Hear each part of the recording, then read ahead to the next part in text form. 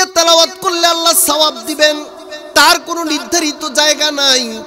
কোরআনের যেই কোনো জায়গা দিয়ে আপনি যেইটাই পারেন, যেই সূরাটাই আপনি পারেন না কেন, সেইখান থেকে আপনি তেলাওয়াত করেন, আপনাকে আল্লাহ 10 গুণ করে সওয়াব দিবেন।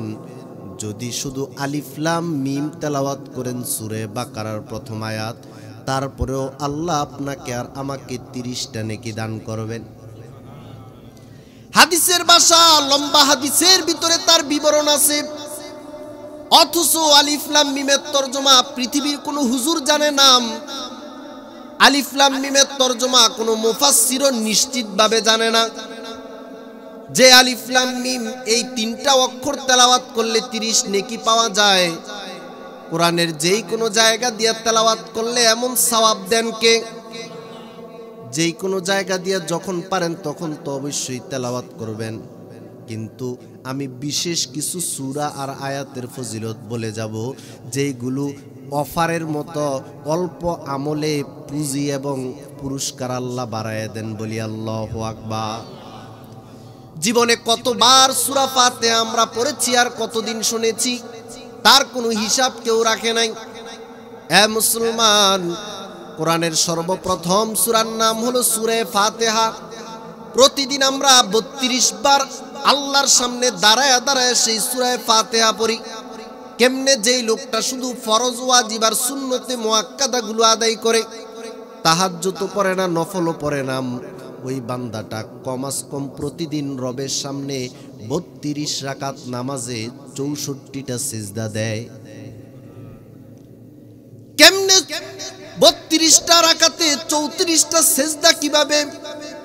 কারণ আপনি প্রতিদিন 17 রাকাত ফরজ নামাজ পড়েন, প্রতিদিন ভিতরে 3 রাকাত ওয়াজিব নামাজ পড়েন 20, প্রতিদিন সুন্নতে মুআক্কাদা আপনি 12 রাকাত পড়েন, মোট 32 রাকাতে কয়টা সিজদা দেওয়া লাগে? 64টা সিজদা দেওয়া লাগে। আর 32 বার আপনাকে রবের সামনে আলহামদুলিল্লাহ পড়া লাগে। হয়তো আপনি একা নামাজ পড়লে নিজেই সবগুলা পড়া লাগে, ইমামের পিছনে হলে ইমামে পড়লে আপনার জন্য যথেষ্ট হয় বলে ইমামের মাধ্যমে হলেও আল্লাহর সামনে এটার হাজিরা দেওয়া লাগে। এই সূরা ফাতিহার ব্যাপারে আল্লাহ রাসূল বলেন, এটা শুধু সূরা ফাতিহা নয়, যেদিন সূরা ফাতিহাটা নাজিল হয় সেদিন আল্লাহ রাসূল একদিন সাল্লাল্লাহু আলাইহি ওয়াসাল্লাম মজলিসের ভিতরে বসা, জিবরাইল আমিন পয়গম্বরের সামনে বসা। হঠাৎ করে একটা আওয়াজ হয়ে গেল, জিবরাইল উপরের দিকে তাকান, আল্লাহ রাসূল উপরের দিকে তাকান।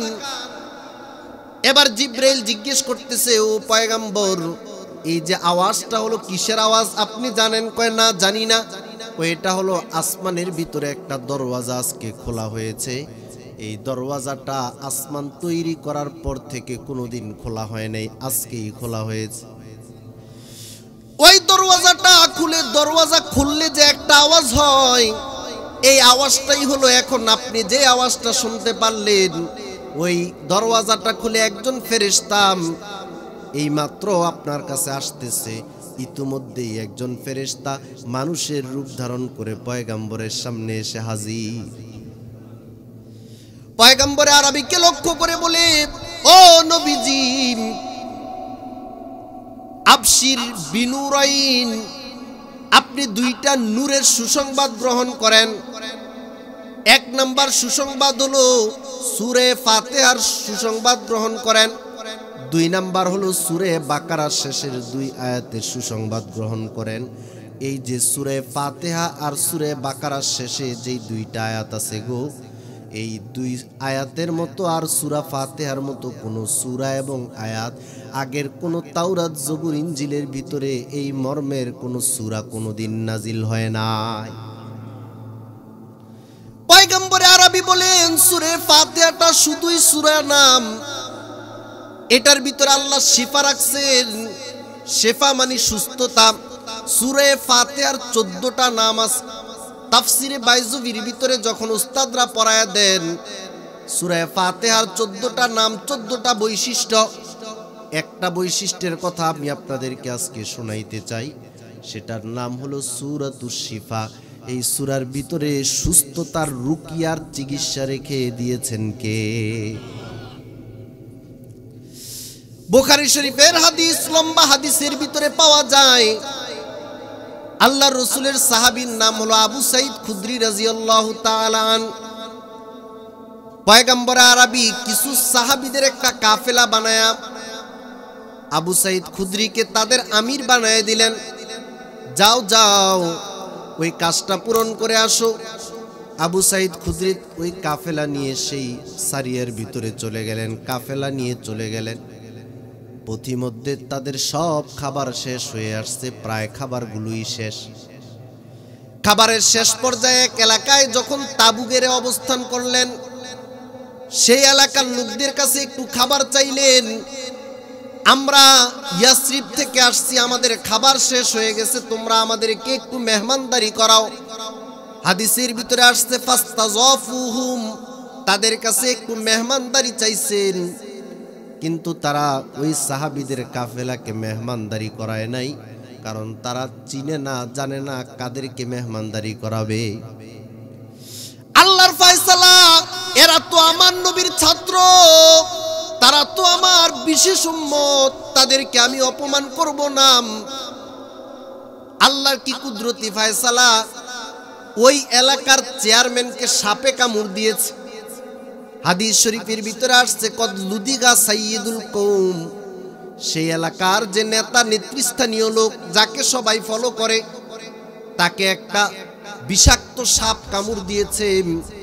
তার চিকিৎসার জন্য তার অনুসারীরা চারদিকে ঘুরতেছে, কিন্তু চিকিৎসায় কোনো উন্নতি পায় না। চেয়ারম্যান টান টান হয়ে জমিনের ভিতরে পড়ে আছে। হাদিসের তরজমা আপনাদেরকে শোনাই। এবার তারা বেকুল হয়ে গেল, আমাদের চেয়ারম্যানের চিকিৎসা কোথায় হবে গো? যে যেখানে বলে সেখানেই যায়, যেখানে বলে সেখানেই যায়, যেই ডাক্তারের কথা বলে তাকেই নিয়ে আসে, কোনো লাভ নাই। একজন দাঁড়ায় বলল, এই এলাকায় তাঁবু গেড়ে কয়েকজন মানুষ একটা কাফেলা অবস্থান করতেছে, শুনতে পারছি তারা নাকি কোন ইয়াসরিব এলাকা থেকে আসছে, তাদের নাকি একজন নবী আছে, নবীর কাছে নাকি কি নাজিল হয়, তাদের কাছে গিয়া দেখো কোনো তন্ত্র আর মন্ত্র আছে কিনা আমাদের চেয়ারম্যানের চিকিৎসার সুবিধার জন্য। এ মুসলমান, ওই লোকগুলো এই কথা শুনে পাগল পারা হয়ে যায় আর বলে চলো।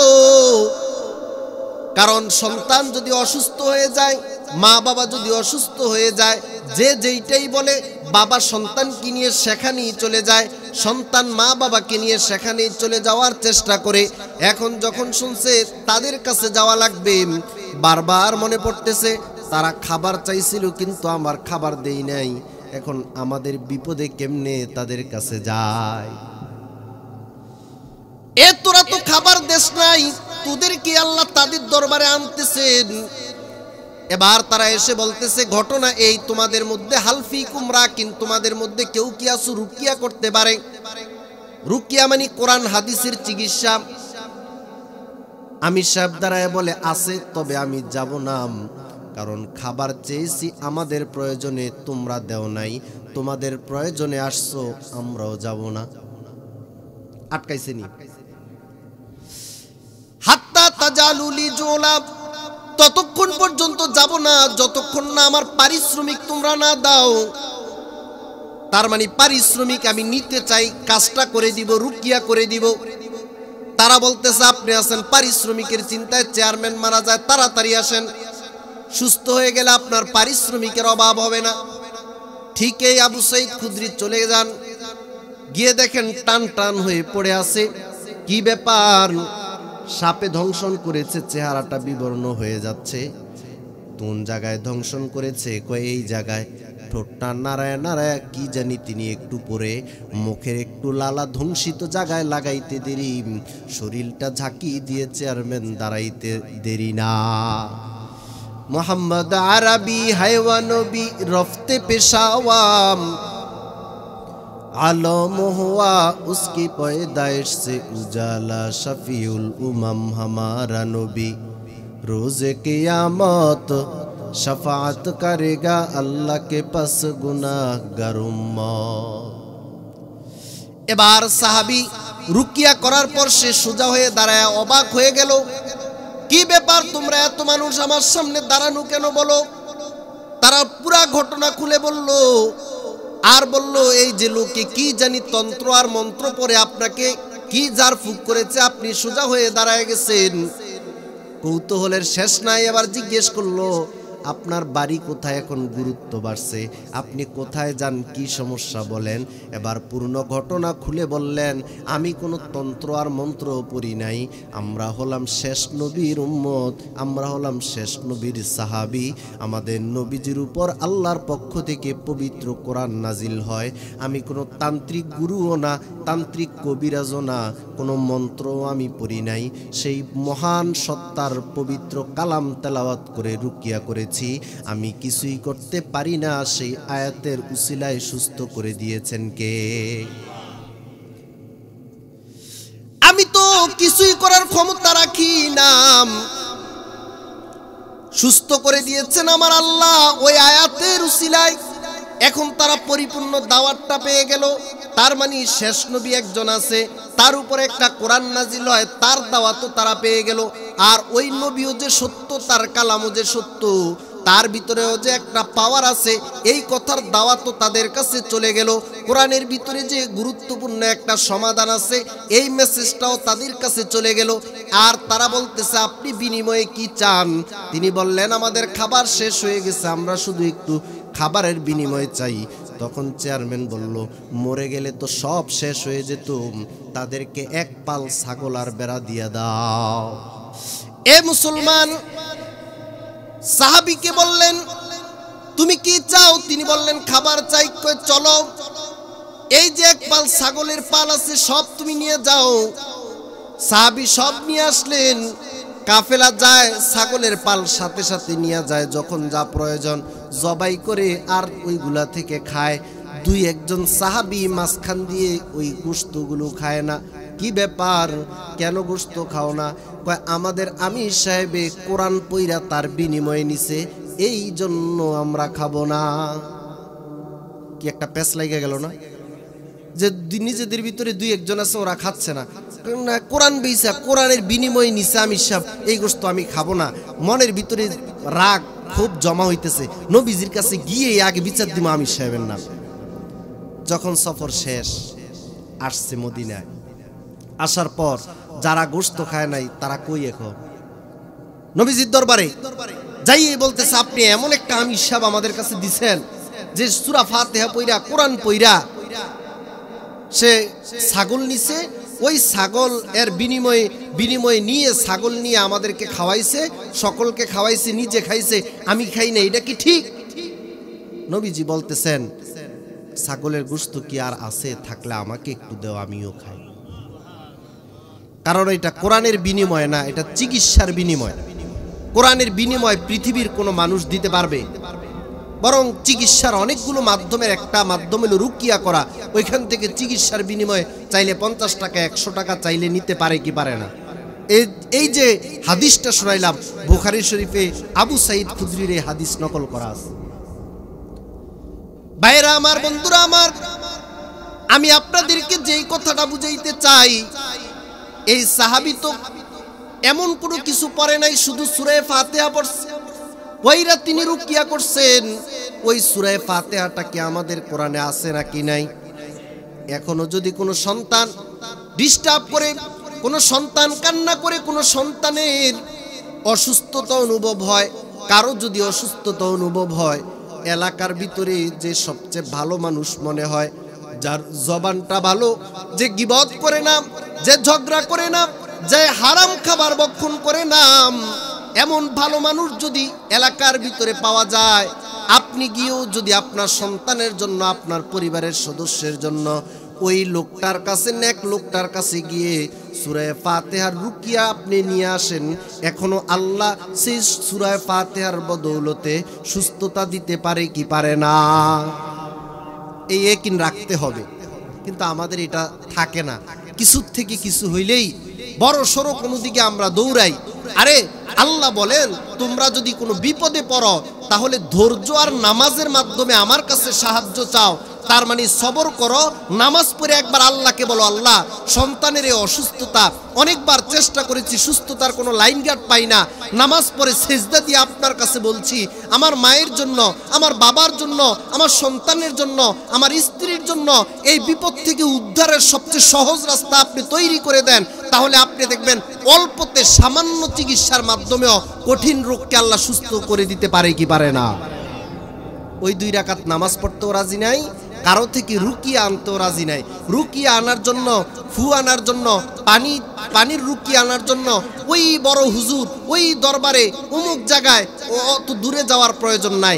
আপনার বাবা যদি ভালো হয়, লোকটা যদি, আপনার বাবা যদি 5 ওয়াক্ত নামাজি হয়, আপনার মা দাদি যদি নাকি পর্দার সাথে চলে, গীবত শেকায়েত না করে, ঘরের ভিতরে যদি কোনো মুরব্বী এরকম ভালো হয়ে থাকে, তাই সে তার নাতি নাতনির জন্য সূরা ফাতিহা পড়ে রুকিয়া করে বাচ্চাকে গোসল দেওয়া অথবা পান করানোর ব্যবস্থা করলে এর মাধ্যমে আল্লাহ সুস্থ করতে পারে কি পারে না।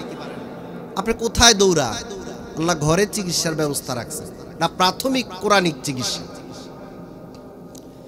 ভাইরা আমার, বন্ধুরা আমার, কোরআনে হাকিমের বিশেষ এই সূরার ফজিলতটা আপনাদেরকে শোনালাম। কোরআনে হাকিমের 2 নাম্বার সূরার নাম হলো সূরা বাকারা। ওই সূরা বাকারার ভিতরে একটা আয়াত আছে, সেই আয়াতটার নাম হলো আয়াতুল কুরসি। সকলে একটু মুখে আওয়াজ করে বলা যাবে না আয়াতটার নাম কি? আরো জোরে বলেন, আয়াতটার নাম কি? এ মুসলমান, কত কিছু চিনলা গো, আয়াতুল কুরসিটাও তো এখনো চিনো নাই। হাদিস শরীফের ভিতরে আসছে সাইয়্যিদুল আয়াতুল কুরসি।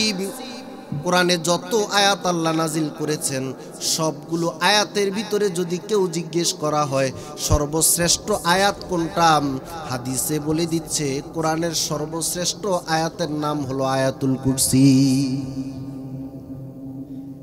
এ মুসলমান, সর্বশ্রেষ্ঠ আয়াতের কি ফজিলত, কেনই বা এটা সর্বশ্রেষ্ঠ হলো, তার ব্যাখ্যা অনেক লম্বা, কিন্তু আমি আপনাদের আমলের জন্য 2টা আমল আয়াতুল কুরসি থেকে শোনায় যাই।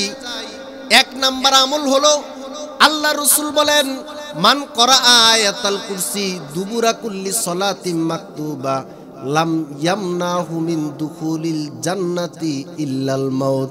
কোন বান্দা যদি ফরজ নামাজ আদায় করার পর আয়াতুল কুরসিটা তেলাওয়াত করে, আল্লাহ রব্বুল আলামিন তার জন্য এমন বৈশিষ্ট্য রাখছেন যে এই লোকটা জান্নাতে যাওয়ার জন্য মৃত্যু ব্যতীত আর কোনো বাধা নাই। তার মানে লোকটা এখনো জান্নাতে প্রবেশ করে নাই। কেন গো? কারণ লোকটা এখনো মরে নাই, যেহেতু এখনো তার জান্নাতের মাঝে আর ওই লোকটার মাঝে শুধু মৃত্যুটা দেয়াল হয়ে আছে। মৃত্যু হয়ে গেলে এই আমলটাই তাকে জান্নাত পর্যন্ত পৌঁছাইতে পারে। তাহলে আমাকে প্রথমে চিনতে হবে আয়াতটা কি, 2 নাম্বার আয়াতটা মুখস্থ করতে হবে, 3 নাম্বার ফরজ নামাজের পর এই আমলটা আমাদের সকলকে মৃত্যু পর্যন্ত করার চেষ্টা করতে হবে। তাহলে আয়াতটা কোনটা? আল্লাহু লা ইলাহা ইল্লা হুয়াল হাইয়ুল কাইয়্যুম।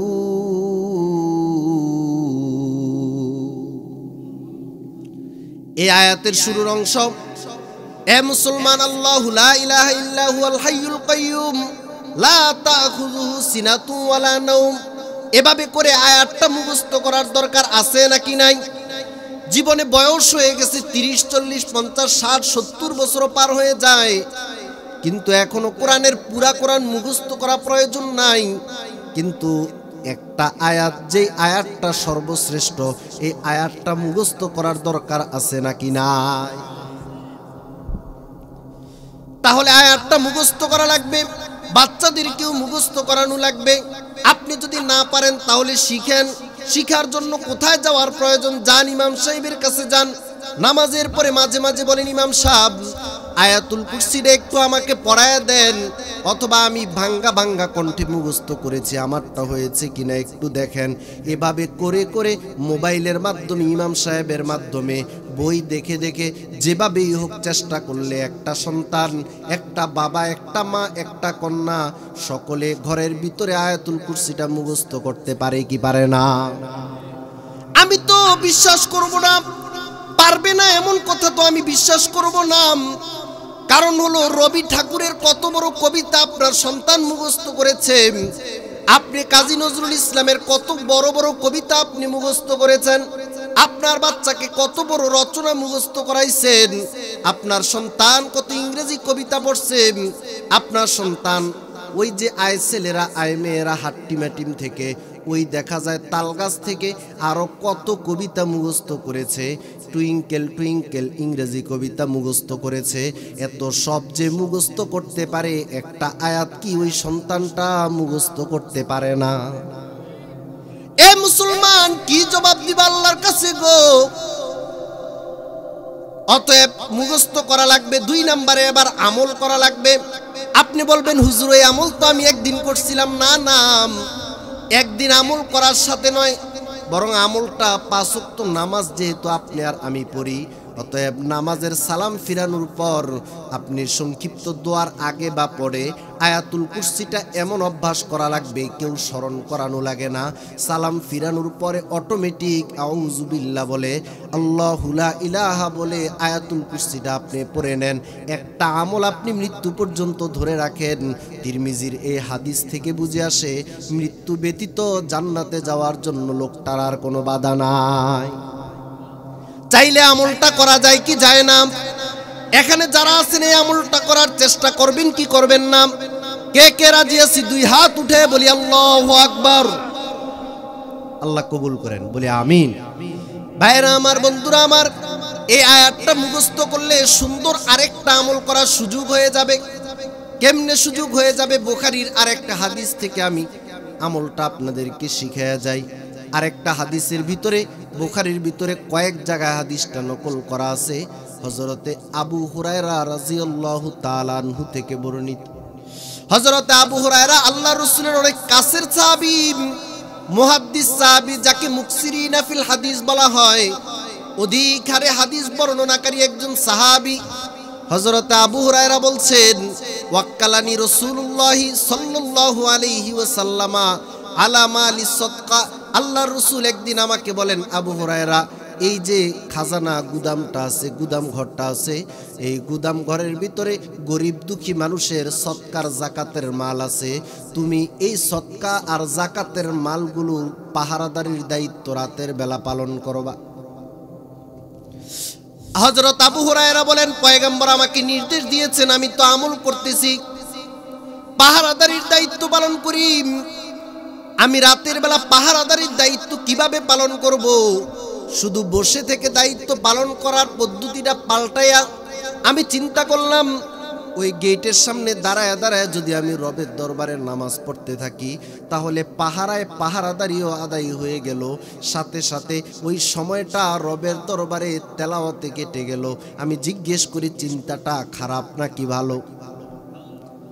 আমি আর আপনি যদি প্রহরীর দায়িত্ব পালন করি গো, অথবা কোনো জায়গায় যদি আমাকে একটা দায়িত্ব দেওয়া হয়, তাহলে আমি আর আপনি সময় কাটানোর জন্য বলবো, ওয়াইফাই লাইনটা কোথায়, নেট কোথায়, ফানি ভিডিওগুলো কোথায়, নাটক কোথায়, সিনেমা কোথায়, রিমোটটা কোথায়? একটা টিভি যদি এলইডি টিভি এখানে লাগাই দেওয়া হয়, তাহলে পাহারাদারিও করলাম আর পাল্টায় পাল্টায় নাটক সিনেমাও দেখলাম, মোবাইল টিপে টিপে সময় নষ্ট করলাম। এরকমও কিছু মানুষ সময় কাটানোর আছে নাকি নাই? ওই যে পাশের চা দোকান দেখা যায়, ওই জায়গায় গিয়ে দেখবেন মনে হয় যেন চা দোকানের মালিকের সাথে দোকানদারের সাথে লিজ নিয়ে নিছে।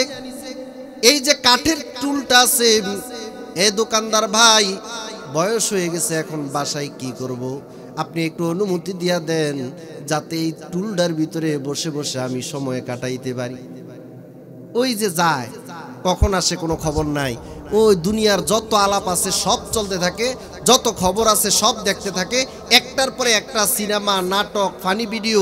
ওই যে দোকানে সকালবেলা সূরা ইয়াসিন দিয়ে শুরু করে, দিনের বেলা দুপুরবেলা আবার ফানি ভিডিও লাগায়, রাত্রে ধুমধারাক্কা সিনেমা। চলে কি চলে না?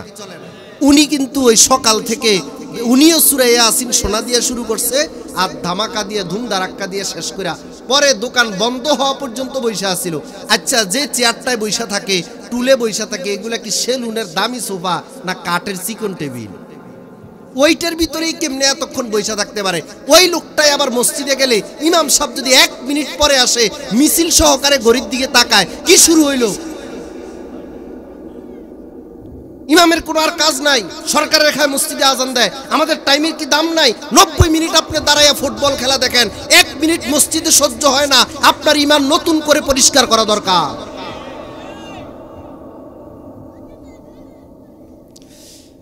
ভাইরা আমার, বন্ধুরা আমার, যদি জিজ্ঞেস করা হয় সিদ্দিক মিয়া বাড়িতে আছে, কয় নাই। কোথায় গেছে? কয় মসজিদে গেছে। কখন আসবে? বাসা থেকে জবাব দেয় এখনই চলে আসবে। যদি জিজ্ঞেস করা হয় সিদ্দিক মিয়া বাড়িতে আছে, কয় নাই। কোথায় গেছে? বাজারে গেছে। কখন আসবে? কয় জানি না। কারণ হলো তিনি মসজিদে গেলে বেশি সময় থাকে না, এখনই চলে আসবে। বাজারে গেলে কখন আসবে এই খবর পরিবারের লোকেরাও বলতে পারে না। এরকম সিদ্দিক মিয়া এলাকার ভিতরে আছে নাকি নাই? কারণ নাম সিদ্দিক মিয়া হইলে আবার রাগ করেন না, এটা একটা উদাহরণ দিলাম আর কি। ভাইরা আমার, বন্ধুরা আমার, ওই লোকটা সময় কাটানোর কত কাজ করতে পারে। হযরতে আবু হুরায়রা চিন্তা করলেন সময়টা নষ্ট না করে আমি রবের দরবারে দাঁড়ায় দাঁড়ায় নামাজ আদায় করব আর তেলাওয়াত করব। কিন্তু হযরতে আবু হুরায়রা বলতেছেন, একদিন নামাজে দাঁড়ায় রইলাম, হঠাৎ দেখি গুদামের ভিতরে কে জানি বস্তা লারে। কিরে, আমারে দায়িত্ব দিল নবীজি যাতে এগুলা পাহারাদারি করি, কে জানি বস্তা লাড়তেছে। তাড়াতাড়ি নামাজ শেষ করে ঢুকে দেখলেন একজনে সৎকার মাল আলাদা এক বস্তার ভিতরে ঢুকাইতেছে। হযরত আবু হুরায়রা বলেন, ফাখস্তু, আর বললাম, লা আরফান্নাকা ইলা রাসূলিল্লাহ, তোমাকে আমি আগামীকাল সকালবেলা আল্লাহর রাসূলের আদালতে তোমাকে দাঁড় করাবো। কেন? তুমি সৎকার মাল চুরি করার জন্য আসছো। এবার চোর অনুনয় বিনয় করে বলতেছে, লিয়া হাজাতুন ওয়া আলাইয়া ইয়ালুন, আমি একজন দরিদ্র মানুষ, আমার পরিবারে অনেক লোক, তাদের ভরণ পোষণের দায়িত্ব আমার, আমি তাদের খরচ চালাইতে পারি না দেখে বাধ্য হয়ে চুরি করার জন্য আসছি। আমাকে আজকের মতো ছেড়ে দাও, আমি আর জীবনেও কোনোদিন আসবো না। হযরতে আবু হুরায়রার মনটা অনেক নরম হয়ে গেল, কারণ সে বলতেছে তার পরিবারের সদস্য বেশি কিন্তু টাকা পয়সা নাই, এই জন্য চুরি করার জন্য আসছে, দয়া করে ছেড়ে দিছে। ফজরের নামাজ পড়ার জন্য আবু হুরায়রা পয়গম্বরের পিছনে হাজির। আবু হুরায়রা নামাজ শেষ হওয়ার পর আল্লাহর রাসূল ফজরের নামাজের পরে মুসল্লিদের দিকে ফিরা বসতেন। দেখবেন আপনাদের মসজিদের ইমামও ফজরের নামাজের সালাম ফিরে মুসল্লিদের দিকে ফিরা বসে। আল্লাহর রাসূল পিছনের দিকে ফিরে বসলেন, বৈশা বললেন, মা ফালা সিরুকাল বারিহাতা ইয়া আবু হুরায়রা, এ আবু হুরায়রা দাঁড়াও, গত রাত্রে চোরের সাথে কি ঘটনা ঘটছে আমাকে একটু বলো। সুবহানাল্লাহ বলবেন না। আবু হুরায়রা তো এখনো নবীজিকে ঘটনা বলেও নাই, আর নবীজিও তো সিসি ক্যামেরায় দেখে নাই। সিসি ক্যামেরা ছিল তো নবীজি জানেনও না, দেখেনও নাই। হঠাৎ করে যখন আবু হুরায়রাকে বললেন চোরের সাথে কি ঘটছে, এবার আবু হুরায়রার মাথার ভিতরে কম্পন শুরু হয়ে গেছে। হায়, যা ঘটনা ঘটছে নবীজি তো সব জানেন, আল্লাহ তো পয়গম্বরকে জানাই দিয়েছেন, মিথ্যা বলার তো সুযোগ নাই, পুরা ঘটনা খুইলা বলছেন। নবীজি এমন, তাকে আমি ছেড়ে দিয়েছি অনুনয় বিনয় করার কারণে। আল্লাহর রাসূল বলেন, সে বলছে না সে আর কোনোদিন আসবে না? হ্যাঁ, সে বলছে আর আসবে না। নবীজি বলেন, কাযাবাকা সাইয়াউদ, সে তোমার সাথে মিথ্যা প্রতিশ্রুতি দিয়েছে, দেখবা আরেকদিন আইবে। আবু হুরায়রার রাগটা কমছে না বাড়ছে? কি কইল? আমার কাছে এত কইরা অনুনয় বিনয় করলো, আর জীবনে আসবে না এই কথা বলার কারণেই ছাড়লাম, আর সে আবার আসবে। নবী যেহেতু বলছেন আসবে, তাহলে অবশ্যই সে। আবু হুরায়রা আবার একদিন দায়িত্ব পালন করছেন, ঠিকই দেখতে পেলেন, আওয়াজ শুনতে পেলেন, কে জানি আবার বস্তা লারে। এরে মুসলমান, এটা কোনো শুধু সাধারণ কোনো বইয়ের ঘটনা না, আলেমদেরকে জিজ্ঞেস করে দেখেন, বুখারী সহিহ বুখারীর ভিতরে হাদিসের বিশুদ্ধ গ্রন্থের ভিতরে হাদিসটা নকল করা। এবার আবু হুরায়রা আওয়াজ পেয়ে তাড়াতাড়ি নামাজটা শেষ করলেন। এবার আজকে গিয়ে আবার পাকড়াও করলেন। পাকড়াও করার পর আগের দিনের চেয়ে আবু হুরায়রার ভিতরে রাগ কম না বেশি? আজকে পাওয়ার পর বললেন, লার ফান্না কাইলা রাসূলিল্লাহ, এ চোর, তোমাকে আবার আগামীকাল সকালে আল্লাহ রসুলের সামনে অবশ্যই দাঁড় করাবো। এই ক্ষেত্রে তোমার কোনো অনুনয় বিনয় আজকে শোনা যাবে না। কিন্তু চোর দেখলো আজকে তো কঠিন হয়ে গেল। কঠিন হয়ে যাওয়ার কারণে অনুনয় বিনয়টা আরো একটু বাড়ায়া করলো। এ আবু হুরায়রা, ইন্নালি হাজা, আমার তো প্রয়োজন আছে, ওয়া আলাইয়া ইয়ালুন, এবং আমার অনেক পরিবারের সদস্য আছে, ওয়ালিয়া হাজাতুন, প্রয়োজনের তাকাজায় পড়েই আমি আসছি, দয়া করে ছেড়ে দাও। দ্বিতীয়বারের মতো আজকে একদম কঠিনভাবে প্রতিশ্রুতি আর প্রমিস করলাম, আর জীবনেও কোনোদিন চুরি করার জন্য আসবো না। বারবার বলার পর আবু হুরায়রার মনটা নরম হয়ে গেল, আজকেও আবার ছেড়ে দিয়েছে। ফজরের নামাজের পর আল্লাহ রাসূল বলেন, মা ফাআলা আসিরুকাল বারিহাতা ইয়া আবা হুরায়রা, এ আবু হুরায়রা, গত রাত্রে চোরের সাথে কি ঘটছে আবার বলো। নবীজি আজকেও যাই না গেছে। কে জানাই দিছে? আল্লাহ যা জানাই দিতেন নবীজি তাই জানতেন। এবার আবু হুরায়রা পুরা ঘটনা বলার পর আল্লাহ রাসূল বলেন, কাযাবা কাসায়াউদ, আবু হুরায়রা, সে আজকেও তোমার সাথে মিথ্যা প্রতিশ্রুতি দিয়েছে, দেখবা সে আরেকদিন আসবে। এবার আবু হুরায়রার রাগ কমছে না আরো বাড়ছে। এবার মনে মনে বলতেছে, আরেকদিন যদি তারে পাইছি, এমন বান্দা বানমু জীবনেও ছাড়াছাড়ি নেই। ঠিক এই পয়গম্বর বলেছেন, আরেকদিন চলে আসছে। আওয়াজ শুনে এবার পাকড়াও করেছেন। পাকড়াও করে যখন দেখলেন আজকে আবু হুরায়রা কিছুতেই ছাড়বে না, যত অনুনয় বিনয় হোক না কেন, কঠিনভাবে আজকে পাকড়াও করেছে, ছাড়াছাড়ি নাই। এবার সে কৌশল পাল্টায় বলতেছে, আমি তোমাকে একটা আমল শিখাইতে চাই, ওই আমলটা যদি তুমি রাতের বেলা ঘুমাইবার সময় আমলটা করো, তাহলে তোমার জান আর মালের হেফাজতের জন্য আল্লাহর পক্ষ থেকে একজন ফেরেশতা রাত্র পাহারাদারি করবে। ওই আমলটা আমি তোমাকে শিখাই দিব গো, তুমি কি এর বিনিময়ে আমাকে ছেড়ে দিবানি বলো? আবু হুরায়রার কাছে শুনে খুব ভালো লাগছে, কারণ হলো আমি তো পাহারাদারির দায়িত্বই পালন করি। যদি একজন ফেরেশতা সামানাপত্র আর মালগুলোর পাহারাদারির দায়িত্ব পালন করে, তাহলে আমার জন্য অনেক সহজ হয়ে যাবে। ঠিক আছে, তুমি আমলটা আমাকে শিখিয়ে দাও, ওই শিখিয়ে দেওয়ার বদৌলতেই তোমাকে আমি ছাড়তে পারি। এবার একটা মানে সোলা সন্ধি হয়েছে, এবার আমিও একটা তার থেকে আদায় করব, তাকে ছেড়ে দিব। এবার কি করা যায়? ওই সেই লোকটা হযরত আবু হুরায়রাকে আমল শিখায়। হাদিসের ভিতরে আসছে, ইজা আওয়াইতা ইলা ফিরাশিকা ফাকরা আয়াতাল কুরসি লা ইয়াজালা ইনদাকা মিনাল্লাহি হাফিজুন। তুমি আবু হুরায়রা যখন ঘুমের ঘরে যাবা, ঘুমাইতে যাবা, তখন ঘুমের ঘরে তুমি আয়াতুল কুরসিটা তেলাওয়াত করে নিও, তাহলে আল্লাহর পক্ষ থেকে একজন হেফাজতকারী ফেরেশতা তোমার জান মালের হেফাজতের দায়িত্ব পালন করার জন্য সকাল পর্যন্ত তোমার বাসায় নিয়োজিত থাকবে। এবার আমলটা শিখা আবু হুরায়রা তাকে আজকে ছেড়ে দিয়েছেন। ফজরের নামাজের পর নবীজি আজকে আবার জিগাইলেন, মা ফাআলা সিরুকাল বারিহা, আজকে রাত্রে কি ঘটছে? আবু হুরায়রা বলেন, ঘটনা ওইটাই, কিন্তু আজকে আরো একটু বেশি। ঘটনাটা হলো সে একটা আমল শিখাইছে, আমলটা শিখানোর কারণে আমি তাকে ছেড়ে দিয়েছি। নবীজি সব সাহাবীদের সামনে জিজ্ঞেস করলেন, আমলটা কি একটু বলো? তখন বললেন, সে বলছে আয়াতুল কুরসি পইরা নাকি ঘুমাইলে হেফাজতকারী একজন ফেরেশতা দায়িত্ব পালন করে। আল্লাহ রাসূল বলেন, সদাকাকা ওয়া হুয়া কাযুব, হে আবু হুরায়রা, যে আমলটা তোমাকে শিখাইছে আমলটা সত্য। আমলটা কি? এ মুসলমান, আল্লাহ রাসূল বলেন, যে আমলটা তোমাকে শিখাইলো আমলটা সত্য, ওয়া হুয়া কাযুবুন, কিন্তু লোকটা মিথ্যুক। তার মানে লোকটা মিথ্যুকের অর্থ হলো সে কোনো সাধারণ মানুষ না, সে হলো জিন শয়তান, চোরের রূপ ধারণ করে তোমার গুদামের মাল চুরি করার জন্য আসছিল, কিন্তু এখন ছাড়ার জন্য, নিজেকে ছুটায় নেওয়ার জন্য শেষ পর্যন্ত যে আমলটা বলে গেছে আমলটা সঠিক, কিন্তু সে জাতে চোর।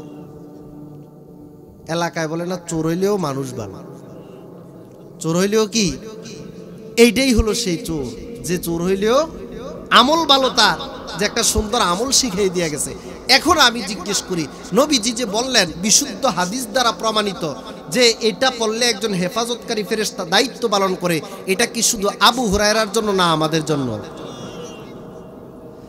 এ মুসলমান, এটা তো শুধু আবু হুরায়রার জন্য না, আমাদের সকলের জন্য। আপনি প্রশ্ন করবেন, হুজুর কথাগুলা তো বুঝে আসে না, দারোয়ান দিয়া মাল রাখতে পারি না, আপনি কোন আয়াতুল কুরসির কথা বলতে আসছেন? যদি ওই আয়াতুল কুরসিটাই যথেষ্ট হইতো, আর কোনো দারোয়ানের দরকার ছিল না। এ মুসলমান, তুমি একিনার বিশ্বাস রেখে যদি আয়াতুল কুরসি পড়ে যদি ঘুমাও, তোমার বাড়িতে যদি চোর চুরি করার জন্য আসে, আল্লাহ কুদরতিভাবে ওই চোরের দিলের ভিতরে ঢেলে দিবেন যে এই বাড়ির মালিক মনে হয় সজাগ আছে, না হয় কোনো একটা সমস্যা তার অন্তরে ঢেলে দিলে ওই লোকটা, ওই চোরটা এই ঘর বাদ দিয়া অন্যদিকে চলে যাবে। সে চলে গেছে না আল্লাহ তাকে সরায় দিছে। হামসুরাতে মুস্তফা দরতামা মে হালে কুন ইত্তেবায়ে সুন্নতে খৈরুল বাশার গিরে লাজিম তাবয়াবি আই পেসার মান আহাব্বা সুন্নতি কৌলে রাসূল মজদায়ে কানা মাইরা কুন কবুল। ভাইরা আমার, বন্ধুরা আমার, এই আমলটা আপনার জন্য। আপনি রাতের বেলা ঘুমাইবার সময় এই আমলটা করেন। রাতের বেলার অনেকগুলো আমল আছে, ইমাম সাহেব থেকে কোনো আলেম থেকে জিজ্ঞেস করে নিয়েন। রাতের বেলা ঘুমাইবার সময় সুবহানাল্লাহ 33 বার, আলহামদুলিল্লাহ 33 বার, আল্লাহু আকবার 34 বার, আয়াতুল কুরসি এবং আল্লাহুম্মা বিসমিকা আমুতু ওয়া আহইয়া বলে ডান কাত হয়ে ঘুমায়া যাওয়া। এটা হলো ঘুমের আগের সামান্য একটু আমল। চাইলে কি এই আমলটা করে ঘুমানো যাইতে পারে কি পারে না? এটা এখানে যারা আছেন একদম সবাই পারেন, কিন্তু আমরা সবাই করি না। প্রায় সবাই বলবো না, মানে প্রায় জনই এই আমলটা করি না। ওই সময় যুবকরা তো করেই না, কারণ সে ব্যস্ত, সে মুনাজাত ধরে ঘুমায়। মুনাজাত কোনটা মনে আছে? ওইটা রঙিন মুনাজাত, এটা লাল নীল মুনাজাত, বা যতক্ষণ ব্যাটারির চার্জ আছে মুনাজাত আছে ততক্ষণ। এরকমও কিছু রঙিন মুনাজাত আমাদের ঘরে, আমাদের ছেলে সন্তান, নাতি পুতি নাতনির ভিতরে আছে নাকি নাই? ভাইরা আমার, বন্ধুরা আমার, এই ওয়াজ তো আমলের জন্য, শুধু আওয়াজের জন্য না। আজকের এই মজলিস এত কষ্ট করে আপনারা টাকা পয়সা অর্থ করে দিয়ে সাজাইছেন, দূর জায়গা থেকে আমরাও আসছি। এ ফরিদপুরের মুসলমান, এই সব আলোচনা তো শুধুই শোনার জন্য না, এই সব হলো আমল করার জন্য। আয়াতুল কুরসির একটা আয়াত শিখলে আপনার 3টা সওয়াব হয়। 1 নাম্বার তেলাওয়াতের সওয়াব, 2 নাম্বার ফরজ নামাজের পরে আমল করার সওয়াব, 3 নাম্বার ঘুমের সময় ঘুমানোর আগে তেলাওয়াত করার সওয়াব। এক আয়াত পরে 3টা ফজিলত পাওয়ার পরেও যে করবে না, বুঝা গেছে এখনো কোরআনের প্রতি বিশ্বাসে তার ঘাটতি আছে। এর চেয়ে আর কত লাভ দেখাইলে আপনি যাবেন বলেন? এর চেয়ে আর কত ফজিলতের কথা বললে আপনি যাবেন? আমি তো কোনো কঠিন আমলের কথা আপনাদের সামনে আলোচনা করতে আসি নাই, আপনাদের সামনে আসছি এমন আমলের কথা, একদম সাধারণ ফ্যামিলির কৃষক মাঝিমাল্লা থেকে নিয়ে সব শ্রেণীর মানুষ সবাই ঘুমায়, সবাই নামাজ পড়ে, নামাজের পরেও সম্ভব আর ঘুমের আগেও পড়া সম্ভব, কারো যাতে মিস না হয়। মা বোনদের যাদের কানে আওয়াজ যাচ্ছে, মাহফিলের উসিলায় আপনি জামাইয়ের বাড়ি থেকে বাবার বাড়িতে আসছেন, আজকে এখানে এক মাইকের আওয়াজ আপনার কানে যাচ্ছে, রান্নাবাড়ি অনেক কিছু করেছেন, মা আজকের এই কথাটা আপনি শুনেন, একটা আমল হলেও আজকে এই মজলিস থেকে নেন, নেওয়ার দরকার আছে নাকি নাই? ভাইরা আমার, বন্ধুরা আমার, কোরআনে হাকিমের আরেকটা সূরা আছে, সূরার নাম হলো সূরাতুল কাহাফ। 15 নম্বর পারার মাঝখানে সূরা কাহাফটা একটু দীর্ঘ, কিন্তু আমলটা হলো সপ্তাহে একবার। কয়বার? সপ্তাহে কয়বার? একবার মাত্র। সূরা কাহাফ সপ্তাহে একবার আমল করলে আপনার জন্য যথেষ্ট। কারণ সূরা কাহাফ পড়তে হলে পারতে তো হবে।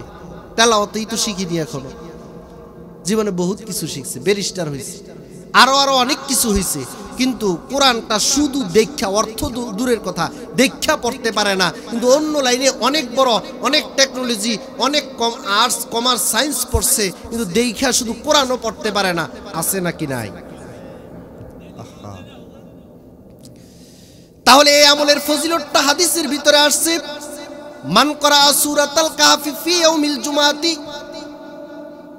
আযালাহু মিনান নূরি মা বাইনাল জুমাতাইন। বিশুদ্ধ হাদিস থেকে আপনাদের কাছে আমল পেশ করে যাই। এ ফরিদপুরের মুসলমান, ভালো করে শুনে রাখো, যদি কোনো বান্দা জুমার দিন সূরা কাহাফটা তেলাওয়াত করে, তাহলে আল্লাহ রাসূল বলেন এক জুমা থেকে আরেক জুমা পর্যন্ত আল্লাহর পক্ষ থেকে বিশেষ একটা নূর ওই বান্দার সাথে যুক্ত হয়ে যায়। তাহলে এক জুমা থেকে আরেক জুমা পর্যন্ত যুক্ত হয়ে যায়, তার কি ফায়দা? হাদিসের এই ব্যাখ্যা থেকে বুঝে আসে ওই লোকটার মনটা অনেক প্রশান্ত থাকে, যেই কোনো কাজ করতে গেলে একটু ভালো লাগে, স্বাচ্ছন্দ্যের সাথে খুব সহজেই কাজগুলো আদায় হয়ে যায়। কারণ আল্লাহর পক্ষ থেকে একটা নূর যখন ওই বান্দার সাথে এক সপ্তাহের জন্য বরাদ্দ হয়ে যায়, আল্লাহর এই নূরের বরকতে তার কাজগুলো খুব সহজেই পুরা হয়ে যায়। বলি আল্লাহু আকবার। তাহলে সপ্তাহে একদিন পড়তে বলা হয়েছে জুমার দিন। আপনি জুমার রাত্র হওয়ার থেকে পরের দিন সন্ধ্যা পর্যন্ত আপনি যেই কোনো সময় সূরা কাহাফ তেলাওয়াত করেন। হে মুসলমান, সূরা কাহাফ তেলাওয়াত করতে ঘন্টায় কি ঘন্টায় লাগে না। সূরা কাহাফ তেলাওয়াত করতে 15, 12, 14, 15, 20 মিনিট মাত্র সময় লাগে। আপনি জুমার দিন আগে মসজিদে চলে যান, আর না হয় জুমার দিন কোনো একটা নামাজের পরে, ফজরের পরে মসজিদে যে আপনি দান করে রাখছেন, আপনার প্রবাসী ছেলে যে মসজিদে 2টা কোরআন দিয়েছে, এই কোরআন ওই এলাকার মানুষ এসে পড়বে না, আপনার পড়ার জন্যই দিয়েছে। ওই জায়গায় নামাজের পরে বসে 20 মিনিট সূরা কাহাফ সপ্তাহে একদিন চাইলে তেলাওয়াত করা সম্ভব কি সম্ভব না? কিন্তু কেউই পড়ে না, এমনিই আছে, কেউ জানেও না। হাদিসে আরেকটা কথা আছে সুন্দর, যে যদি কেউ সূরা কাহাফের প্রথম 10 আয়াত পড়ে অথবা মুখস্থ করে, আল্লাহ তাকে দাজ্জালের ফিতনা থেকে হেফাজত করবে। এখন আপনি প্রশ্ন করবেন, হুজুর দাজ্জাল তো আসবে কিয়ামতের সেই আগ মুহূর্তে, আমি আগামী বছর বাঁচি কিনা হেই তো গ্যারান্টি নাই। আপনি আসছেন দাজ্জালের ফিতনা থেকে বাঁচার ওয়াজ করার জন্য। আপনি বুঝেন নাই দাজ্জাল 2টা। একটা দাজ্জাল হলো কিয়ামতের আগে যে দাজ্জাল আসবে, যেটা মাসিহুদ দাজ্জাল, কানা দাজ্জাল বলা হয়, ওই দাজ্জাল তো ভয়ঙ্কর দাজ্জাল। আর হাদিসে আরেকটা দাজ্জাল আছে, পয়গম্বর বলেন দাজ্জালুনা কাজ্জাবুনা, পৃথিবীতে কিছু ধোঁকাবাজ তৈরি হবে, তারা টুপি দাড়ি পাঞ্জাবি পরে মানুষকে দিনের নামে বদ্দিনের দিকে নিয়ে যাবে। তারা মানুষকে দিনের কথা বলে, ধর্মের কথা বলে খারাপের দিকে, ভণ্ডামির দিকে নিয়ে যাবে। এরকমও কিছু ভণ্ডামি চর্চা দেশে হয় কি হয় না? যদি কেউ এই সূরার আমলটা করে 10 আয়াত পরে বা মুখস্থ করে, তাহলে ওই ধরনের ধর্মীয় ধোঁকাবাজদের খপ্পর থেকে আল্লাহ তাকে হেফাজত করে। এটা দরকার আসেনি বলেন? কারণ প্রতিদিন আপনি হয়তো মোবাইলে যেই কোনো হুজুরের, তখন আপনি বলেন এক হুজুরে এটা বলে, আরেক হুজুরে ওইটা বলে, আমরা যাবো কোন দিকে? এই যে একটা সমস্যা মনে হয়। যদি আপনি আসলে এই আমলটায় অভ্যস্ত হন, তাহলে এই ধর্মীয় ধোঁকাবাজদের খপ্পর থেকে আল্লাহ আপনার দিলকে, জেহেনকে হেফাজত করে। এটা কত বড় ফজিলত আপনি কল্পনা করছে? ভাইরা আমার, বন্ধুরা আমার, আল্লাহ রাসূলের সাহাবী, তার নাম হলো উসাইদ ইবনে হুযাইর। কয়েকটা হাদিসের কিতাবের ভিতরে হাদিসটা নকল করা হয়। আমি আসছি আপনাদেরকে কোরআনের সহজ কয়েকটা আমল শেখানোর জন্য। আল্লাহ রাসূলের সাহাবী উসাইদ ইবনে হুযাইর তিনি বর্ণনা করতেছেন, আমি একদিন রাতের বেলা ঘরের ভিতরে গিয়ে, রাতের বেলা আমি কোরআনে কারীম থেকে সূরা কাহাফটা তেলাওয়াত করতেছি। সূরা কাহাফ তেলাওয়াত করার সময় হঠাৎ আমি খোলা জায়গায় বসে বসে যখন তেলাওয়াত করতেছিলাম, রাতের বেলা আলো জ্বালায়া, হঠাৎ দেখি আমার মাথার উপরে মেঘমালার মতো কি জানি ছায়া হয়ে, আবরের মতো হয়ে আমাকে ঢেকে নিছে। আর যখন দেখলাম উপরে মেঘমালার মতো কি জানি আমাকে ডেকে নিচ্ছে, আর ওই দিক দিয়ে দেখলাম আমার বাড়ির ভিতরে কতগুলো গরু ছাগল উট বাঁধা ছিল, আর গরু ছাগলগুলো লাফালাফি করা শুরু করে দেয়। ওইগুলোর ছটপটের কারণে ঘরের ভিতরে বাড়ির ভিতরে একটা পেরেশানি শুরু হয়ে যায়। আমি মনে মনে ভাবতেছিলাম গরু ছাগল তো এমনি ঠান্ডা, কিন্তু একটা গরু যদি নাকি দুষ্টামি করে আর পাগল হয়ে যায়, দুইজন মানুষও গরুটাকে টাইনা রাখতে পারে না। উট একটা বাচ্চার হাতে রশি দিলেও উটটা বাচ্চার সাথে সাথে চলে যায়, কিন্তু উট যদি পাগলা হয়ে যায় কয়েকজন মানুষও উটকে আটকাইতে পারে না। আমি দেখলাম বাসার ভিতরে আমার গরু ছাগল উটগুলো ওই বাড়ির ভিতরে লাফালাফি ছুটাছুটি করা শুরু করে দিল। আমি অবাক হয়ে গেলাম, পড়তেছি সূরা কাহাফ, মাথার উপরে মেঘমালা, গরু ছাগলগুলো লাফায়। তাড়াতাড়ি তেলাওয়াত বন্ধ করে দিলাম, মেঘমালাটাও চলে গেল, গরু ছাগলগুলো লাফালাফি করা বন্ধ করে দিল। ফজরের নামাজের পর আল্লাহ রসুলের কাছে পুরা ঘটনা আমি খুলে বললাম, নবীজি রাতের বেলা আমার সাথে এমন এমন ঘটেছে, কিছুই বুঝতে পারি নাই। নবীজি জিজ্ঞেস করলেন, তুমি কি পড়তেছিলা? কয়, আমি সূরা কাহাফ তেলাওয়াত করতেছিলাম। আল্লাহ রসুল বলেন, তিলকা সাকিনাতুন নাযালাত বিতেলাওয়াতিকা, এটা মেঘের আবরণ নয় হে উসাইদ ইবনে হুযাইর, এটা হলো তুমি সূরা কাহাফ তেলাওয়াত করার কারণে আল্লাহর বিশেষ একটা রহমত তোমার মাথার উপরে এসে ছায়া দিতেছিল। এ উসাইদ ইবনে হুযাইর সাধারণ কোনো জিনিস না, তুমি কি ভেবেছো? আমি তো ভয় পেয়ে বন্ধ করে দিয়েছি। আল্লাহ রসুল বলেন, উসাইদ তুমি যদি তেলাওয়াত বন্ধ না করতাম তাহলে সকাল পর্যন্ত এই রহমতটা, সাকিনাটা তোমার উপরে থাকতো, আর অন্যান্য মুসল্লিরাও সেই রহমতটা দেখার সুযোগ পাওয়া যাইত। জোরে জোরে বলি আল্লাহু আকবার।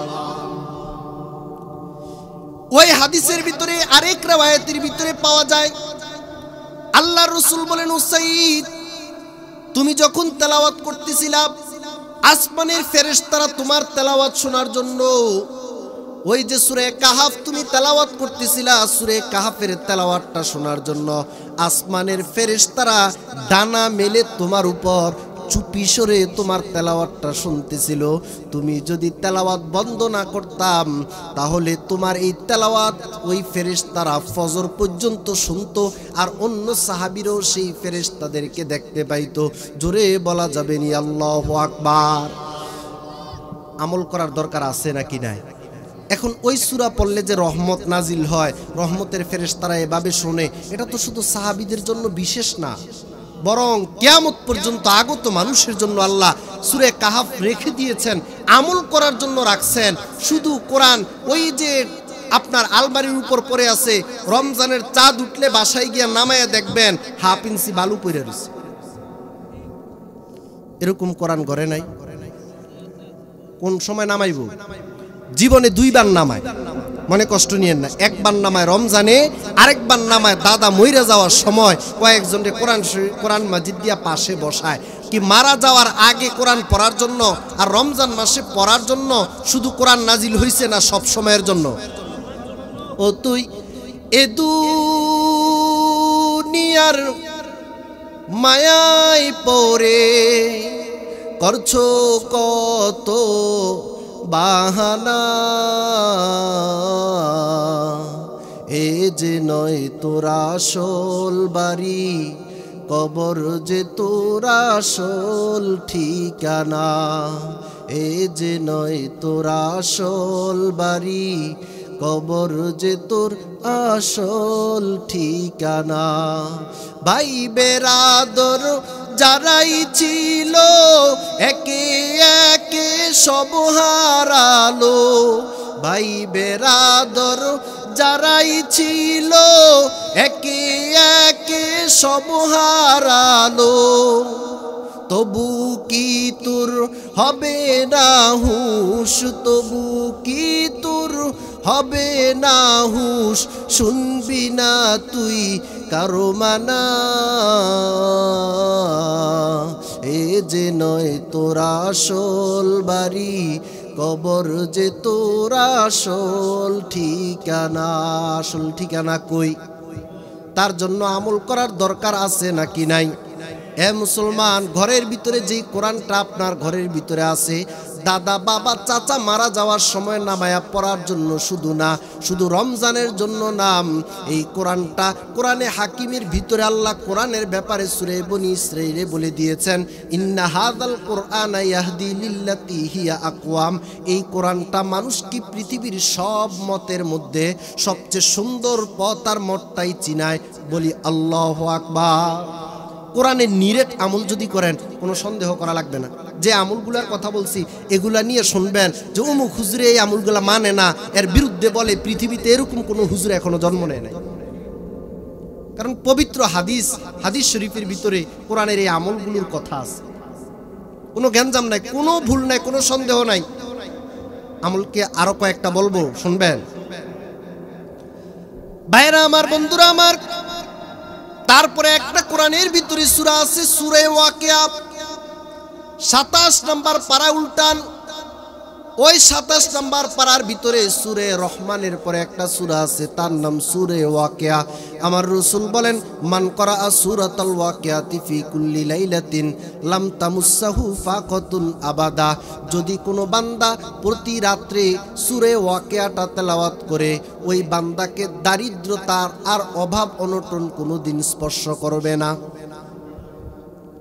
দারিদ্রতার অভাব অনটন কোনোদিন তাকে স্পর্শ করবে না, এটা নবীজি বলে গেছেন। এখন আমাদের সকলেরই অনেক কিছু হওয়ার পরেও আরো অনেক কিছুর প্রয়োজন, অভাব অনটন ছাড়ে না। ঋণ আনছে ওইটাই পরিশোধ করতে পারে নাই, এই দিক দিয়ে আবার চিকিৎসার খরচ, ওই ছেলে বিদেশ গিয়েছে টাকা খরচ করে ওইটাই এখনো পরিশোধ করতে পারে নাই, এই দিক দিয়ে ভারীতে আরেক ঝামেলা লেগে গেছে, শুধু এই দিক দিয়ে কামাই করে সব কিছু গুছাইতে পারে না, সব সময় টানাপোড়েন একটা অবস্থার ভিতরে যায়। এরকম মানুষ সমাজে আছে নাকি নাই? বহু মানুষ, বহু মানুষ। আল্লাহ রাসূল বলেছেন, রাতের বেলা যদি সূরা ওয়াকিয়া কেউ তেলাওয়াত করে, রিওয়ায়াতটার ভিতরে একটু দুর্বলতা আছে কিন্তু আমলের জন্য যথেষ্ট। ওই আমলটা যদি কেউ করে, আল্লাহ দারিদ্রতা দূর করে দেন। এ মুসলমান, এখানে হুজুর বসা আছে, কোনো আলেমও এখানে আছেন, আপনি ইমাম সাহেব বা কোনো আলেমকে জিজ্ঞেস করেন, মাদ্রাসাগুলার ভিতরে সব বাচ্চারা একদম শিশু থেকে নিয়ে উস্তাদ পর্যন্ত পুরা মাদ্রাসার সকলকে, সব মাদ্রাসার ভিতরে প্রায় একটা কমন নিয়ম হলো, মাগরিবের নামাজ পড়ে সব ছাত্রদেরকে বলা হয় আগে সূরা ওয়াকিয়া তেলাওয়াত করো, তারপরে অন্য পড়ালেখা শুরু করো। সুবহানাল্লাহ বলবেন না? মহল্লার ভিতরে যেখানে কেউই পড়ে না, এই আমলটা মাদ্রাসার তালেবের এমরা শিশুরা এই আমলটা মাদ্রাসার ভিতরে জিন্দা করে রাখছে, এটা কি একটা খুশির সংবাদ না? ওই বাচ্চাটা বড় হলে কোথাও গেলে, কোথাও তার বাড়িতে হয়তো সে পড়াবে না মাদ্রাসায়, যেই কোনো ব্যবসা করুক, সে নিজে নিজে সূরা ওয়াকিয়ার এই আমলটা ধরে রাখবে। এর উসিলায় আল্লাহ তার অভাব অনটন দূর করে সচ্ছলতার জীবন দিতে পারে কি পারে না? আল্লাহ রাসূলের সাহাবী আব্দুল্লাহ ইবনে মাসউদ মুমূর্ষ অবস্থায় বিছানার ভিতরে শুয়ে আছেন। এমত অবস্থায় আল্লাহর রাসূলের গুরুত্বপূর্ণ সাহাবীর নাম হলো উসমান ইবনে আফফান। হযরত উসমান ইবনে আফফান চলে গেলেন আব্দুল্লাহ ইবনে মাসউদের কাছে। এ আব্দুল্লাহ ইবনে মাসউদ, তুমি যে বিছানায় পড়ে আছো, তুমি তো হয়তো ইন্তেকাল হয়ে যাবে, তোমার সন্তানাদির জন্য টাকা পয়সা অর্থ করি জমি জামা কি করে গেছো? এরে মুসলমান, আমাদের অনেক মানুষেরই এটা চিন্তা, আমার 3 ছেলের জন্য 3টা ঘর করে দিয়ে যেতে হবে, 3 ছেলের জন্য 3টা বসতের জায়গা দিয়ে যেতে হবে, 3 ছেলের জন্য কোন ছেলের জন্য কি করে দিয়ে যাবে, এই চিন্তায় তার কোনোদিন ঘুম হয় না। কিন্তু নিজে কোন জায়গার কোন বসতির ভিতরে থাকবে, সেই কবরের 3.5 হাতের চিন্তা করার সময় হয় না। ওই সন্তানের জন্য কি জমিন রেখে যাবা গোলাম গো, এই চিন্তা তোমার করার দরকার নাই। সন্তানের জন্য সম্পদ না রেখে সন্তানটাকে একটা ভালো সম্পদ বানাই দিয়ে যাও, সন্তানটাই একটা সম্পদ হবে। সেই নিজে তার রিজিক নিয়ে তার চিন্তা আছে, আল্লাহ তার রিজিকের ব্যবস্থা করবে। তুমি তোমার সামনের চিন্তা করো, কারণ একটা মানুষ যখন মারা যায় তখন ফেরেশতারা জিজ্ঞেস করে, মা কদ্দামা, দেখো তো সে দুনিয়াতে থাকতে আমাদের জন্য কি পাঠায়া গেছে। আর দুনিয়ার আত্মীয় স্বজন ছেলেফেলেরা বলে, মা আখরা, আমার আব্বা আমাদের জন্য কি রাইখা গেছে। সবাই এটাই জিগায়, দুনিয়ার মানুষ জিগায় আব্বা কি করছে আখেরাতের লাগে, এগুলো নিয়ে কোনো আলোচনা নাই। আব্বার জমি জামার দলিলগুলো কোন রয়ের, এটা চাবিটা কার কাছে, আব্বার অ্যাকাউন্টে কত টাকা আছে, এটা নমিনিটা কার নামে দিছে তারে আগে ধর। নমিনি বুঝেন না, নমিনি কার নামে দিচ্ছে তাকে খুঁজে, টাকা কোথায় আছে, জমিন কোথায় আছে, দলিল কোথায় আছে, বসতির জায়গা কে নিবে, ওই জমিনটা কে নিবে, আলোচনায় না হইলেও মাথার ভিতরে এটা আসে। এটা হাদিসের ভিতরে কথা। আত্মীয় স্বজন ওয়ারিসে জিগাইবে মা আখরা, কি রেখা গেছে, ফেরেশতারা জিগাইব মা কদ্দামা, কি আমাদের লাগা পাঠাইছে, পৃষ্ঠাটা উল্টা। আপনি এখনো চিন্তায় আছেন, বয়স হয়ে গেছে, এখনো সন্তানের জমি জমা নিয়ে চিন্তা না, আপনি চিন্তা করেন আপনারটা। আব্দুল্লাহ ইবনে মাসউদকে যখন হযরত উসমান জিজ্ঞেস করলেন, এ আব্দুল্লাহ ইবনে মাসউদ, তোমার সন্তানাদির জন্য কি আমি একটু জমিন লিখে দিয়ে দেবনি যাতে তোমার সন্তানদের সুবিধা হয়? আব্দুল্লাহ ইবনে মাসউদের মনটা খারাপ হয়ে গেল। হযরত আব্দুল্লাহ ইবনে মাসউদ বলতেছেন, ও উসমান ইবনে আফফান, আপনি অত্যন্ত শ্রদ্ধেয় মানুষ, আমার দুনিয়ার সফর শেষ করে আমি আখেরাতের দিকে যাইতে চাই, আর আপনি শেষ সময়ে এসে আপনি দুনিয়ার আলোচনা কেন আমার কাছে করতেছেন? আমি কি আল্লাহর রাসূল থেকে শুনি নাই যে বান্দাটা প্রতি রাত্রে সূরা ওয়াকিয়া তেলাওয়াত করবে তার দারিদ্রতা কোনোদিন তার পরিবারের ভিতরে স্পর্শ করবে না? আমি যেদিন থেকে আমলের কথাটা পয়গাম্বর থেকে শুনেছি সেদিন থেকে আমার ঘরের সব বাচ্চাদেরকে আমলটা শিখিয়ে রাখছি, ওই বাচ্চাদেরকে ওই আমলটা দিয়ে গেলাম, নতুন করে জমি জামা আপনার থেকে আমার নেওয়ার প্রয়োজন নাই। আল্লাহু আকবার। চিন্তা করেন। এবার বলি, এই আমলটাও কি শুধু আব্দুল্লাহ ইবনে মাসউদের জন্য না, আপনারা আমার জন্য? তাহলে এই সূরাটা তো বেশি লম্বা না, আপনি চাইলে কেন পড়েন না? এ মুসলমান, কোরআনে হাকিমের আরেকটু আগে আগান। সামনে হলো 29 নাম্বার পারার ভিতরে প্রথম সূরার নাম হলো সূরা মুলুক। এর মুসলমান, সূরা মুলুকের কয়েকটা নাম আছে, সূরাতুল মুলকি, সূরাতুন নাজিয়া, সূরাতুল মুনাজ্জিয়া, সূরাতুল খাসিমা। তাফসীরের কিতাবের মধ্যে লেখে, যদি কোনো বান্দা সূরা মুলুক পড়ার অভ্যস্ত হয়, ওই সূরার ভিতরে যে আয়াতগুলো আছে ওই আয়াতগুলো কিয়ামতের মাঠে তার জন্য সুপারিশ করবে। জোরে বলা যাবে নি আল্লাহু আকবার। হাদিস শরীফের ভিতরে আসছে, হাদিসটা হলো এই, ইন্না ফিল কুরআনি লাসূরাতান, কোরআনের ভিতরে একটা সূরা আছে, ফিহা সালাসুনা আয়া, ওই কোরআনের ভিতরে একটা নয়, দুইটা নয়, 30টা আয়াত আছে। তাশফাউ লিসাহিবিহা হাত্তা তুগফারা, ওই আয়াতগুলো ওই যে তেলাওয়াত করতো জমিনের ভিতরে, ওই বান্দাটার জন্য কিয়ামতের মাঠে ওই আয়াতগুলো সুপারিশ করতেই থাকবে, করতেই থাকবে, করতেই থাকবে। আর আল্লাহকে বলবে, আল্লাহ এই যে বান্দাটা জমিনের ভিতরে, আমি 30 আয়াতকে এই বান্দাটা ভুলে নাই। সূরা মুলুকের আয়াতগুলো আল্লাহর কাছে বলবে, আল্লাহ এই লোকটা দুনিয়াতে যেভাবে আমাকে ভুলে নাই, আমি আয়াতগুলো এই বান্দাটাকে ভুলি নাই। এই বান্দাটা আজকে গুনাহের কারণে যখন আটকা পড়ে গেছে, আপনার কাছে আমি সুপারিশ করি যেভাবেই হোক আপনি তাকে ক্ষমা করে দেন। তখন কতক্ষণ পর্যন্ত সে আল্লাহর কাছে সুপারিশ করবে? হাদিসে আসছে, তাশফাউ লিসাহিবিহা হাত্তা তুগফারা, যতক্ষণ না আল্লাহ তাকে ক্ষমা না করবে ততক্ষণ পর্যন্ত এই সূরাগুলো তার জন্য সুপারিশ করবে। বলি সুবহানাল্লাহ। সাহেল সে লাগেগা কবি মেরা ये सफीना, साहिल से लगेगा कभी मेरा ये सफीना, देखेंगे कभी शौक से मक्का वो मदीना, अगर सुन्नते नबवी की करे पैरवी उम्मत तूफान से निकल जाएगा फिर उसका सफीना। যদি কেউ এই আমলগুলো করতে পারে তাহলে তার আখিরাতের বেড়া পার হওয়ার জন্য যে আমলগুলো একটা একটা করে বলে যাচ্ছি, একটা আমলও তার আখিরাতের বেড়া পার হওয়ার জন্য যথেষ্ট হতে পারে কি পারে না বলে? তা আপনি যা বলতেছেন একটাও যদি করতে না পারেন, কে বলছে আপনাকে ওয়াজ শুনতে? কে বলছে টাকা দিয়ে এত বড় আয়োজন করতে? সব আয়োজন হলো আমলের জন্য, শুধু শোনার জন্য না।